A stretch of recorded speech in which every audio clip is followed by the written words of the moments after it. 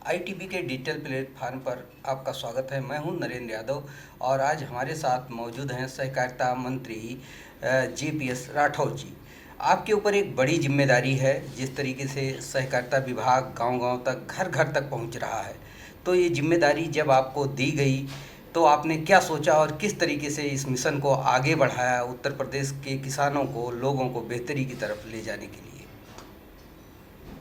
सच कहें तो सहकारिता मंत्री बनने से पहले सहकारिता की मुझको ABCD भी नहीं पता थी, लेकिन संगठन के नेतृत्व का भरोसा और उन्होंने जिस प्रकार की मुझे जिम्मेदारी दी, मुझको बाद में महसूस हुआ कि उन्होंने बहुत सही समझकर मुझको ये जिम्मेदारी दी और जिसमें मुझे लाखों किसानों का भला करके उनके चेहरे पर प्रसन्नता का भाव लाकर जो आनंद की अनुभूति हो रही है, वो शायद और किसी विभाग में काम करके मुझको इतनी आनंद की अनुभूति नहीं हो सकती थी।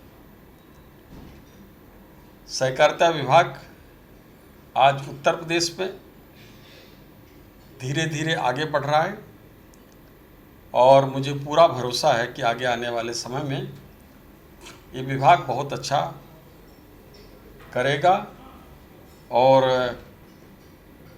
देश के अग्रणी राज्यों में सहकारिता विभाग होगा। सहकारिता जैसे कि एक बड़ा आंदोलन के रूप में भारत में फैला। 1904 में सहकारिता का आंदोलन हुआ और उसके पीछे किसानों की मांग थी कि हमें साहूकारी प्रथा से मुक्ति दिलाई जाए और उनकी बेहतरी के लिए फसलों पे उनको ऋण मिले और उनकी फसलें अच्छे दामों पर बिक सके, जो उत्पादन हो। तब से लेकर अब तक का आज़ादी उसके बाद देश ने प्राप्त किया। कहा जा सकता है कि ये सबसे पुराना विभाग है, सबसे बड़ा विभाग है जो किसानों से जुड़ा हुआ था। तो इसके अगर एक स्वरूप को देखा जाए, इसकी यात्रा को देखा जाए, तो आप किस रूप में देखते हैं? देखिए, सहकारिता कोई एक विभाग नहीं है, सहकारिता कोई एक व्यवस्था नहीं है। सहकारिता एक भावना है। उस भावना, उस स्पिरिट को जो समझ सकेगा वही सहकारिता में काम कर पाएगा। अब आपका मस्तिष्क में 2+2 4 का कॉन्सेप्ट रहेगा और केवल वही सोचेंगे तो सहकारिता में नहीं काम कर पाएंगे। कारपोरेट जगत में एक व्यवस्था काम करती है, जी जी। सहकारिता के जगत में एक भावना काम करती है जी। और भावना यह है कि हम मिलजुल कर एक लक्ष्य को अचीव करते हैं। जी। और यहाँ पर जैसे कि आपने सहकारिता के आंदोलन की बात करी, तो देश में सहकारिता का आंदोलन कैसे बढ़ा है उसके बारे में संक्षिप्त रूप में थोड़ा सा बताना चाहूँगा। जी जरूर। कि यहाँ पर 1930 के आसपास एक पॉल्सन नाम की कंपनी थी, उसने एक डेयरी की स्थापना की थी गुजरात के आनंद जिले में जी। और उन्होंने किसानों से दूध लिया, दूध को प्रोसेस किया अपनी डेयरी में और उसके बाद उन्होंने उसको दूध को, उसके मक्खन को और प्रोडक्ट्स को बेचकर मोटा मुनाफा कमाया।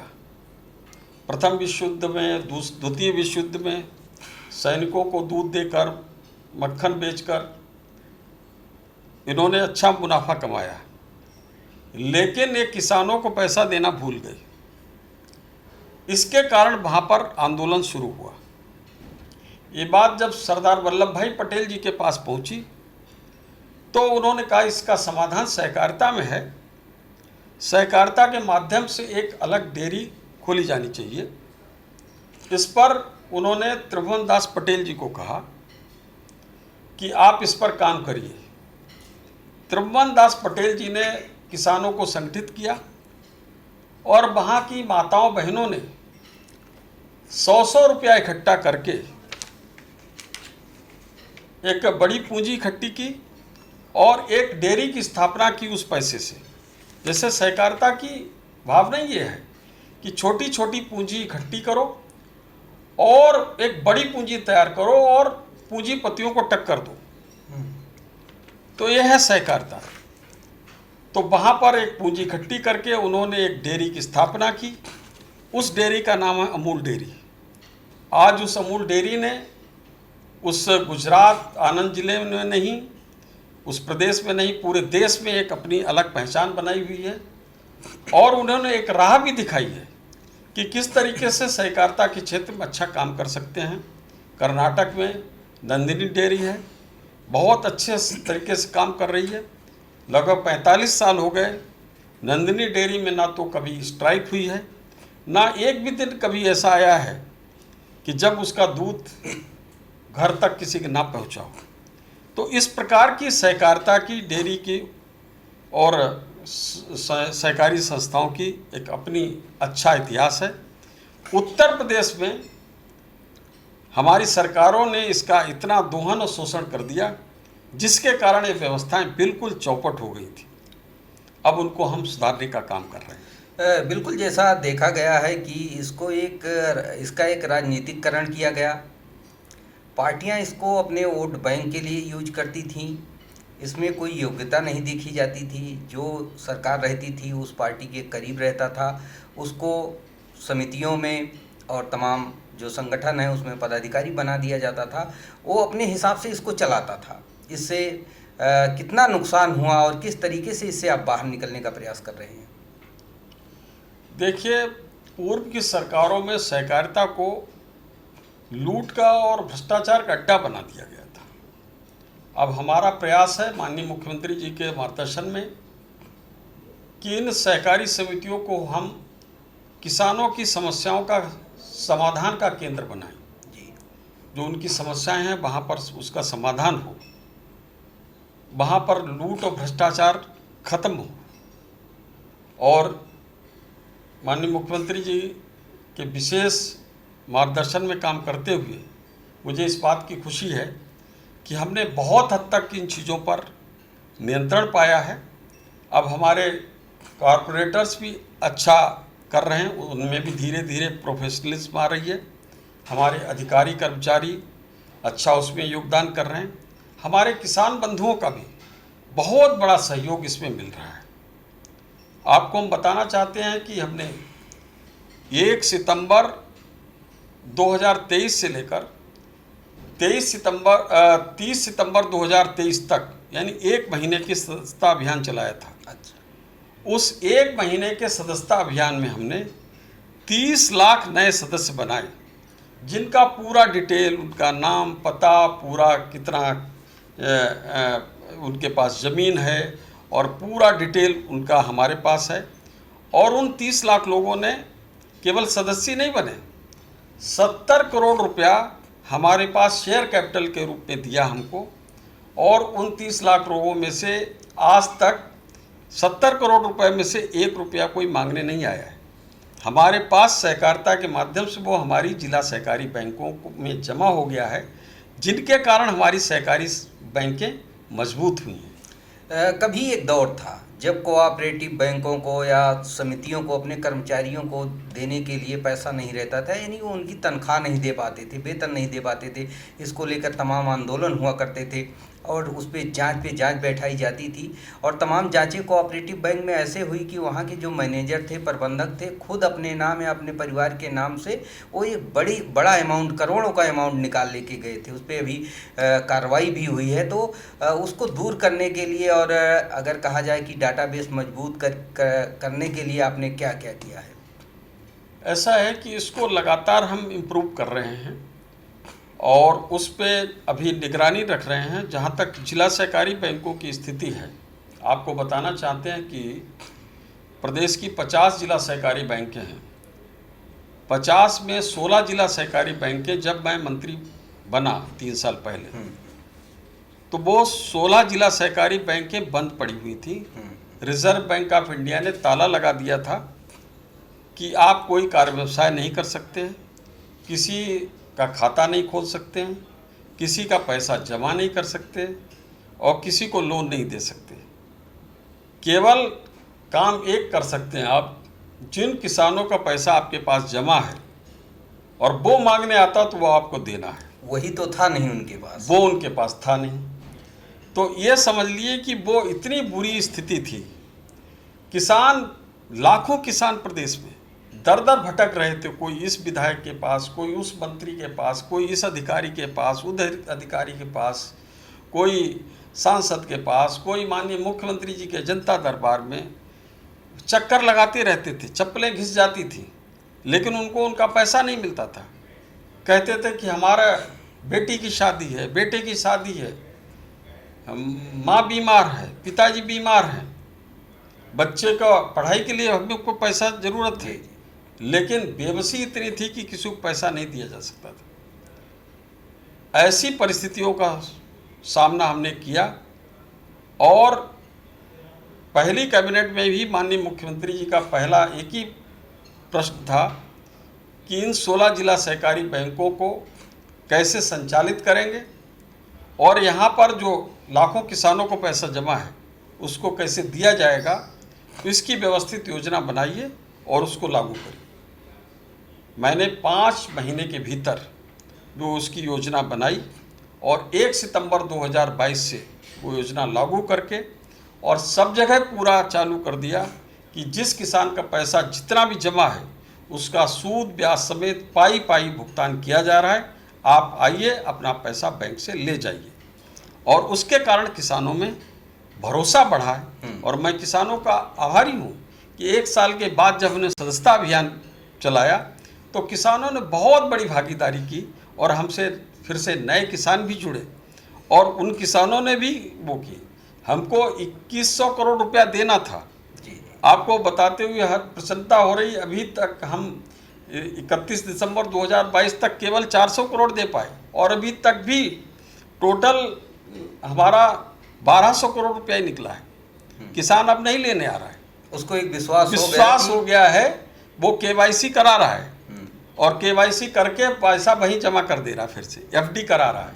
कह रहा अब भरोसा हो गया है, मुख्यमंत्री योगी आदित्यनाथ जी के नेतृत्व में सरकार चल रही है, अब हमारा पैसा कभी डूबने वाला नहीं है और ऐसी व्यवस्था बना के चले जा रहे हैं। अब कोई भी सरकार आए, कुछ भी हो जाए, अब बल तो किसी की आने वाली है नहीं, अगर आ भी जाएगी तो कभी किसानों के साथ इस प्रकार की अब लूट दोबारा कोई नहीं कर पाएगा। निश्चित तौर पर इसे आपकी एक बड़ी उपलब्धि के रूप में देखा जा सकता है, क्योंकि मैं जब शुरू में आपकी बीजेपी की सरकार आई तो उस दौरान मैंने देखा था, खुद तमाम जो कोऑपरेटिव बैंक थे बंद हो रहे थे, वहाँ पे किसान आंदोलन कर रहे थे, उपभोक्ता घूम रहे थे और कह रहे थे कि मेरा रिकॉर्ड ही नहीं मिल रहा है। उन्होंने एफडी कराई, जमा किया, वो उनके पास पासबुक है, बैंक के पास कुछ नहीं है। फिर जब जांचें धीरे धीरे आगे बढ़ी तो उसमें देखने को मिला कि प्रबंधक और वहाँ के कर्मचारी, कैशियर, ये सब मिल करके अपने रिश्तेदारों और परिवारीजनों के नाम बहुत सारा रुपया निकाल लिए थे। फिलहाल आप इस पे आगे बढ़ रहे हैं और एक सूचना और आ रही है कि एक खुशी की लहर और रोजगार के क्षेत्र में आपके विभाग से आ रही है। कोऑपरेटिव बैंकों में 10,000 के आसपास भर्तियाँ होनी हैं, उस पर कुछ बताएं। ऐसा है कि हमारी जो बैंकों में अभी तक लगभग 5,000 के करीब वैकेंसी निकल रही हैं और पूरे सहकारिता विभाग में लगभग 10,000 ऐसी वैकेंसी हैं जिनको हम अगले 2 साल में भरने का प्रयास कर रहे हैं, जो रिक्त पद हैं। और माननीय मुख्यमंत्री जी से सहमति हुई है और इस वैकेंसी को हम IBPS जो संस्था है, रिजर्व बैंक ऑफ इंडिया की,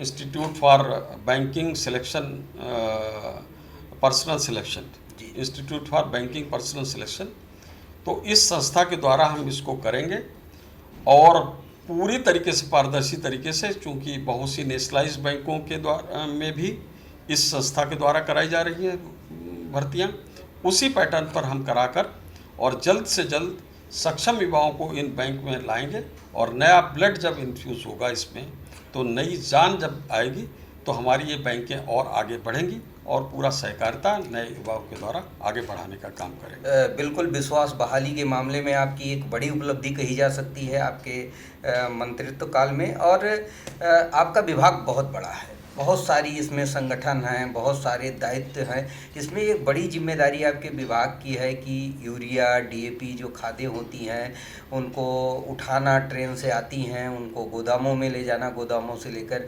साधन सहकारी समितियों तक पहुंचाना, उसके बाद उसका वितरण करवाना। तो कभी कभी देखने को ये मिलता है कि जब सीजन आती है उस समय खाद की किल्लत किसानों के सामने आती है, ऐसी खबरें आती है, जगह जगह से हम लोगों को भी सूचनाएं मिलती हैं। तो इसको सुदृढ़ करने के लिए आप इस मामले में क्या किए हैं? ये दो प्रकार की समस्याएं थी किसानों के समक्ष। समय से यूरिया डीएपी ना मिलना, और यूरिया डीएपी मिलना तो कई बार ओवर रेटिंग के द्वारा मिलना। तो इस प्रकार से उन समस्याओं को दूर करने के लिए हमने एक व्यवस्थित योजना बनाई। अभी सहकारी समितियों के दम तोड़ती चली गई लगातार। पूरे प्रदेश में हमारी जो पैक्स हैं, प्राइमरी एग्रीकल्चर कोऑपरेटिव सोसाइटीज़, प्राथमिक सहकारी समितियां, जिनके माध्यम से हम डिस्ट्रीब्यूशन करते हैं, वितरण करते हैं यूरिया और डीएपी का, हर न्याय पंचायत स्तर पर एक है। जी। तो उनके माध्यम से हम बांटते हैं। अधिकतर हमारी इस समितियां डिफंक्ट पड़ी गई थी। 7,500 में मात्र 1,400 समितियां काम कर रही थी। जी। हमारा कार्य व्यवसाय जो हमको अलॉट था 80% यूरिया डीएपी का काम हम करेंगे, घटते घटते घटते घटते हमारा कार्य व्यवसाय हमको 30% रह गया और बाकी 70% प्राइवेट को चला गया था। इन समितियों को सही करने के लिए जब हम आगे बढ़े तो पहले समितियों को हमने वहाँ पर सुदृढ़ीकरण किया। वहाँ पर जो मरम्मत, रिपेयरिंग, कहीं छत चू रही है, कहीं कुछ है, व्यवस्था नहीं, तो सुदृढ़ीकरण योजना में लाकर उनको मरम्मत कराया गया। वहाँ जिस प्रकार की ज़रूरत, टेबल, फैन, चेयर की ज़रूरत थी वो दिया गया।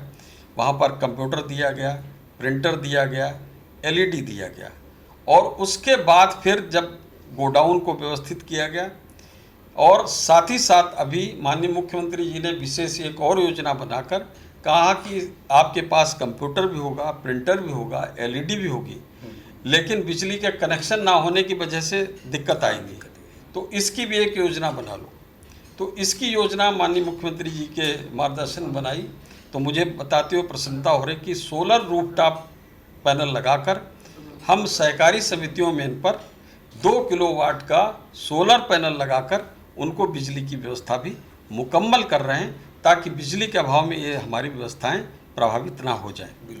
अब यहाँ पर सहकारी समितियों के पास कार्य व्यवसाय के लिए पूंजी नहीं थी, तो पूंजी ना होने की वजह से ये समितियां काम नहीं कर पा रही थी। तो इनको हमने 10-10 लाख रुपए की कैश क्रेडिट लिमिट दिलवाई।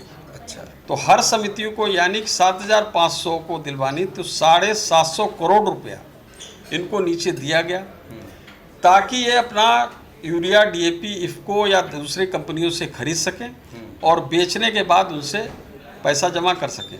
तो उसके लिए उनको पैसा चाहिए था, कार्य व्यवसाय की पूरी व्यवस्था कर दी। और उसका जो ब्याज है, ब्याज उत्तर प्रदेश सरकार के बजट से दिला दिया, जिसकी वजह से आपको आश्चर्य होगा कि आज हमारी 7,000 लगभग समितियां कार्य व्यवसाय करने लगी हैं। 5,500 करोड़ का कार्य व्यवसाय इन्होंने किया है, 120 करोड़ रुपया का प्रॉफिट कमाया है, और हमारी डीसीबीज ने भी लगभग 25 करोड़ का प्रॉफिट कमाया है, यूपीसीबी ने भी कुछ प्रॉफिट इसमें से 7 करोड़ कमाया है, और हमारा खर्चा केवल 24-25 करोड़ ही हो पाया है। तो यानी 25 करोड़ का खर्चा हुआ है, हमको 150 करोड़ रुपए का प्रॉफिट हुआ है।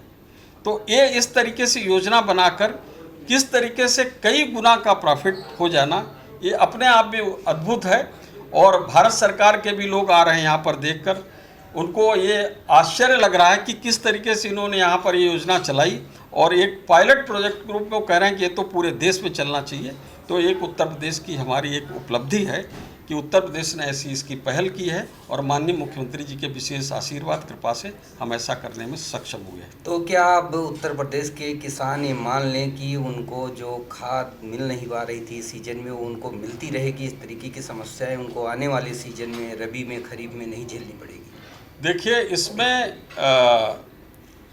हमारी तरफ से जो डिस्ट्रीब्यूशन का काम है, हम हर तरीके से सक्षम हैं, हमारी सहकारी समितियां सक्षम हैं। अब समस्या थोड़ी सी ये आती है यूरिया और डीएपी में, जो हमारी निर्भरता विदेशों पर है। यूरिया पे कम है, लेकिन डीएपी पे लगभग पूर्णतया विदेशों पर निर्भर है। तो वो बाहर से हम इंपोर्ट करके लाते हैं, तो कभी रसिया और यूक्रेन युद्ध की वजह से प्रभावित हो जा रहे हैं, कभी फिलिस्तीन और गाजा के वहाँ पर युद्ध की वजह से प्रभावित हो रहे हैं, तो जिसकी वजह से हमें डीएपी मिलने में दिक्कत हो जा रही है। तो उस कारण तो दिक्कत हो जा रही है। अच्छा। अदरवाइज हमारे डिस्ट्रीब्यूशन में कोई दिक्कत नहीं। जैसे ही हमको यूरिया डीएपी ऊपर से आती है, हम उसको दे रहे हैं, और उसको लेकर भी हम भारत सरकार से लगातार बातचीत कर रहे हैं कि हमको समय पर यूरिया डीएपी उपलब्ध हो जाएगी तो हमको सहूलियत रहेगी, और जैसे ही वो उपलब्ध हो जाएगी तो हमें किसानों तक पहुंचाने में कोई दिक्कत नहीं, ना तो ओवर रेटिंग होगी। आगे आने वाले समय में और चीज़ करने जा रहे हैं कि किसानों को कोई ओवर रेटिंग के माध्यम से ना बेच सके। क्यूआर कोड दे रहे हैं, तो क्यूआर कोड में जाइए कि 266 रुपये की अगर है तो 270 रुपये भी लिए जा रहे हैं कभी कहीं कहीं, तो क्योंकि रोजगारी होती नहीं आजकल, 1-2 रुपये तो मुश्किल हो जा रहा है। तो लेकिन क्यूआर कोड वो करके स्कैन करके पूरा 266 रुपये उसको देने पड़ेंगे। 1 रुपया का भी कोई ओवर रेटिंग नहीं कर सकेगा।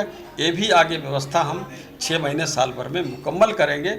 और टेक्नोलॉजी का अपडेशन के लिए हमने बजट में डिमांड की है, कुछ पैसा मिल भी गया है इसमें, और पूरी जिला सहकारी बैंकों में टेक्नोलॉजी का अपडेशन करने जा रहे हैं। और धीरे धीरे अपडेशन करते ही हर तरीके से हमारी नेशनलाइज बैंकों की जो सुविधाएं हैं वो सभी हम किसान बंधुओं को देने जा रहे हैं। बिल्कुल, आप टेक्नोलॉजी की बात कर रहे हैं, इससे गति मिलती है और पारदर्शिता आती है, इससे मॉनिटरिंग में भी सहूलियत होती है। एक बड़ा एरिया होता है जिसको आप कवर कर रहे हैं, 25 करोड़ से ज़्यादा की आबादी है और किसानों से जुड़ा हुआ है। तो अगर बात की जाए कि नैनो टेक्नोलॉजी की बात की जाए, और अभी आप ये भी जिक्र करते हैं कि अब जो यूरिया आ रही, डीएपी आ रही, उसका छिड़काव किया जाएगा, वो टेक्नोलॉजी क्या है, ज़रा बताएं, हमारे किसान समझ सकें। क्या है कि एक नैनो यूरिया और नैनो डीएपी एक जैसे कि बहुत छोटा कण है नैनो यूरिया का या डीएपी का, जैसे कि 1 सेंटीमीटर का 10वां हिस्सा होता है 1 मिलीमीटर। तो आप समझ सकते हैं वो जरा सा है, मिलीमीटर की लंबाई समझ सकते हैं कि कितनी होगी, आप स्केल में देख सकते हैं। मिलीमीटर का 1,000वां हिस्सा है माइक्रोमीटर, और उसका भी 1,000वां हिस्सा है नैनोमीटर। तो वो उतना छोटा सा पार्टिकल पानी में मिलाकर नैनो यूरिया को उसको छिड़काव किया जाता है, और पत्ते के जो रोम छिद्र हैं उनके द्वारा अवशोषित करके प्रकाश संश्लेषण की विधि से पौधा अपना भोजन बनाता है, पौधा हष्टपुष्ट होता है और उसके बाद अच्छी पैदावार देता है। तो इस तरीके के एक नैनो की टेक्नोलॉजी उसमें नैनो यूरिया नैनो डीएपी में की है। बहुत अच्छी और आधुनिक टेक्नोलॉजी है। इसको ड्रोन के द्वारा हम प्रशिक्षण देकर ज़्यादा से ज़्यादा छिड़काव कराने की तरफ भी आगे योजना बना रहे हैं। देखिए, एक योजना है जो ड्रोन दीदी के नाम से है, तो उसके पीछे आपकी क्या यही मंशा है कि जो ड्रोन दीदी हैं उसमें महिलाएं रहेंगी? अक्सर देखा गया है कि महिलाएं जो है पुरुषों के साथ काम करती हैं, ज़्यादा मजबूत काम, मेहनत का काम पुरुष करते हैं, लेकिन अब टेक्नोलॉजी के साथ अगर वो महिलाएं जाती हैं, ड्रोन उड़ाती हैं, ड्रोन से केमिकल का और यूरिया का, डीएपी का छिड़काव करती है, तो इससे समाज में किस तरीके के परिवर्तन को आप देखते हैं? देखिए, आज महिलाएं हमारा ट्रेन चला रही हैं, प्लेन चला रही हैं जी, अब ड्रोन भी चला रही हैं। तो उससे महिलाओं में मतलब स्वावलंबन की भावना जागृत हो रही, एक इंडिपेंडेंसी उनमें आ रही कि हम स्वावलंबी हैं, अपने पैरों पर खड़े हैं। तो उस भावना के लिए हमने यहाँ पर महिलाओं को ड्रोन दीदी का प्रशिक्षण का कार्यक्रम सहकारिता विभाग के जो हमारा एक इंस्टीट्यूट है ICCMRT लखनऊ में, वहाँ पर प्रशिक्षण का कार्यक्रम शुरू किया है। और वहाँ पर हम रेगुलर महिलाओं को प्रशिक्षित कर रहे हैं और उनको पूरी ड्रोन की मतलब न केवल पायलट की ट्रेनिंग दे रहे हैं, उसका रिपेयर और मेंटेनेंस कैसे हो इसकी भी ट्रेनिंग दी जा रही है। और बाकायदा हमने पाठ्यक्रम DGCA से भी अप्रूव कराया है और वहाँ उसके जितने भी मानक हैं उनको भी पूरा कर रहे हैं, ताकि कोई कभी कभी क्या है कि ड्रोन चलाते समय कोई ड्रोन तार में फंस जा रहा है ऊंचे हाई टेंशन वायर में, कभी कहीं ड्रोन क्या है कि वो नीचे से लेता है कि ज़मीन से कितने नीचे, पता चला बड़ा कुआं है और वो नीचे लेता है और कुएं में गिर जाता जाके, उसको तो ये नीचे ज़मीन देखते हैं तो उसको जो सिग्नल्स हैं वो नीचे से नहीं आ पा रहे हैं रिवर्स वो होकर, दूरी ज़्यादा बता दे रहा है तो भक्क से गिर जा रहे हैं। तो हम जब ट्रेनिंग दे रहे हैं इस प्रकार से, क्योंकि जो इन लोगों ने ट्रेनिंग पहले मतलब आधी ट्रेनिंग दे के लोगों ने भेजा है तो वो उनको साथ ये दिक्कतें आ रही थी, लेकिन हम जो ट्रेनिंग यहाँ पर दे रहे हैं फुल प्रूफ ट्रेनिंग दे रहे हैं, हमारी महिलाएं बहुत अच्छी तरीके से ट्रेन होकर जा रही और अच्छा आगे आने वाले समय में करेंगी, ऐसी हमारी उम्मीद है और स्वावलंबी भी बनेगी और अपना योगदान समाज के विकास में, और समाज भी जब देखता है तो महिलाएं एक दूसरे से प्रेरणा भी लेती हैं, हर तरफ को आगे बढ़ रही हैं। बिल्कुल, सहकारिता के माध्यम से आप प्रदेश को आगे बढ़ा रहे हैं, किसानों को आगे बढ़ा रहे हैं, सहूलियत दे रहे हैं और नई टेक्नोलॉजी के साथ एक बेहतरी की तरफ प्रदेश को ले जा रहे हैं। एक नई ऊर्जा का संचार होगा, महिलाओं के हाथ में ड्रोन होगा, ये सारी योजनाएं आप चला रहे हैं। निश्चित तौर पर आप इसमें सफल हों, ऐसी हमारी शुभकामनाएँ हैं। आपको ITV नेटवर्क पर टाइम देने के लिए, समय देने के लिए बहुत बहुत धन्यवाद। धन्यवाद, नमस्कार।